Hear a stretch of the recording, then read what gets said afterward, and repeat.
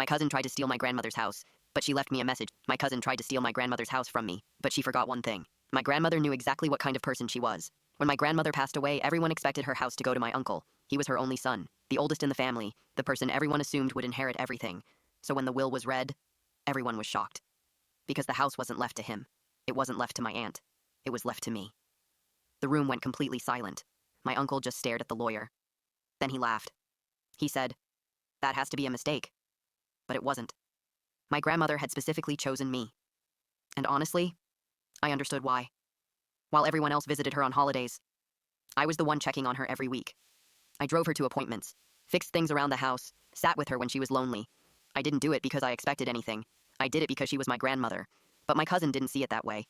The second she found out I inherited the house, she changed. She stopped texting me, stopped being friendly, and started telling people I manipulated my grandmother. She told everyone I only helped her because I wanted the inheritance. At first I ignored it. I thought people would know the truth, but then things got worse. One day, I came home and found my cousin inside the house. She was going through my grandmother's belongings. I asked her what she was doing. She looked at me like I was the one who didn't belong. She said, "I'm taking what's mine." I told her the house belonged to me now, and that's when she smiled. She said, "You really think a piece of paper makes you the owner?" A week later, I received a letter. My cousin was challenging the will. She claimed my grandmother wasn't mentally capable of making decisions near the end. She even had people willing to say my grandmother was confused. For the first time, I was worried, because I knew how convincing my cousin could be. Then I remembered something. The night before my grandmother passed away, she gave me an envelope. She told me, "Only open this if someone tries to take what I gave you." I had completely forgotten about it. Inside was a letter. But it wasn't just a letter. It was a recording. My grandmother had recorded herself explaining everything. She talked about the house, the will, and why she chose me. Then she said something that made me freeze. I know my family. I know someone will try to say I didn't know what I was doing. But I am making this decision with a clear mind.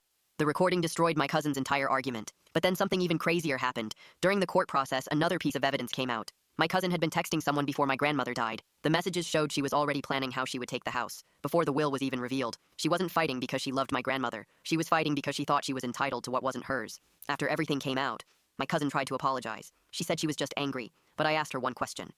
If you really loved Grandma, why was the first thing you cared about her house? She didn't answer. I still live there today.